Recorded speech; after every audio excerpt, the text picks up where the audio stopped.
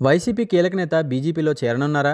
ఈ మేరకు ఏర్పాట్లు చేసుకుంటున్నారా? కాషాయ దళంతో టచ్లోకి వచ్చారా అంటే అవుననే సమాధానం వినిపిస్తోంది. ఏపీలో వైసీపీకి ఘోర పరాజయం ఎదురైంది. కోలుకోలేని దెబ్బ తగిలింది. మరోవైపు గత 5 సంవత్సరాలుగా వైసీపీ ప్రభుత్వ నిర్ణయాలపై టీడీపీ సర్కార్ పునఃసమీక్షిస్తోంది. దీంతో తమకు కేసులతో ఇబ్బందులు తప్పవని వైసీపీ నేతలు భయపడుతున్నారు.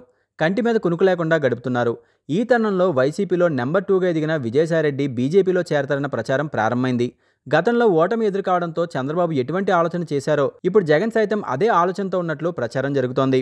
2019లో టీడీపీకి ఓటమి ఎదురైంది. వైసీపీ 151 స్థానాల్లో విజయం సాధించింది. ఎన్నికల ముందు ఎన్డీఏను విభేదించారు చంద్రబాబు. మోడీ నాయకత్వాన్ని వ్యతిరేకిస్తూ కాంగ్రెస్తో చేతులు కలిపారు. జాతీయ స్థాయిలో ప్రచారం కూడా చేశారు. కానీ ఆ ఎన్నికల్లో టీడీపీకి ఎదురుదెబ్బ తప్పలేదు. అయితే ఓటమి ఎదురైన తర్వాత తనకు ఇబ్బందులు తప్పని చంద్రబాబు గ్రహించారు.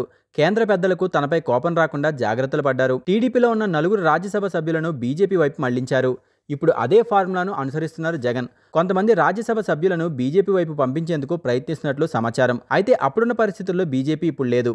దీంతో వైసీపీ ప్రయత్నాలు ఎంతవరకు వర్కౌట్ అవుతాయో చూడాలి. ప్రస్తుతం రాజ్యసభలో వైసీపీకి 11 మంది సభ్యులున్నారు. రాజ్యసభలో అనుకున్న స్థాయిలో బీజేపీ మెజార్టీ సాధించలేదు. మూడోసారి అధికారంలోకి రావడంతో రాజ్యసభలో సభ్యులు కీలకం. అయితే మరో 6 నెలల్లో జరిగే రాజ్యసభ ఎన్నికల్లో పూర్తిస్థాయి మెజార్టీతో బీజేపీతో పాటు ఎన్డీఏ భాగస్వామ్య పక్షాలకు వస్తుంది. అయితే ఇప్పుడు విజయసాయిరెడ్డి బీజేపీలోకి వెళ్తారని జోరుగా ప్రచారం సాగుతోంది. ఇవన్నీ అధినేత జగన్ ఆదేశాల మేరకా లేదంటే సొంత నిర్ణయమా అన్నది తెలియాల్సి ఉంది. విజయసాయిరెడ్డి చుట్టూ ఇప్పుడు చాలా వివాదాలు బయటపడుతున్నాయి. మద్యం కుంభకోణంతో పాటు విశాఖలో భూ ఆక్రమణలు వంటి విషయంలో విజయసాయిరెడ్డిపై ఆరోపణలు వెల్లువెత్తున్నాయి. దీంతో వైసీపీలో ఉంటే ఇబ్బందికర పరిస్థితులు తప్పవని ఆయన ఒక నిర్ణయానికి వచ్చినట్టు సమాచారం. కానీ ఇప్పుడు ఎన్డీఏలో చంద్రబాబు కీలకం కావడంతో విజయసాయిరెడ్డి ప్రయత్నాలు వర్కౌట్ అవుతాయా కావా అన్నది చూడాలి. ఎన్నికల ఫలితాల అనంతరం విజయసాయిరెడ్డి సైలెంట్ అయ్యారు. అజ్ఞాతంలోకి వెళ్లిపోయారు.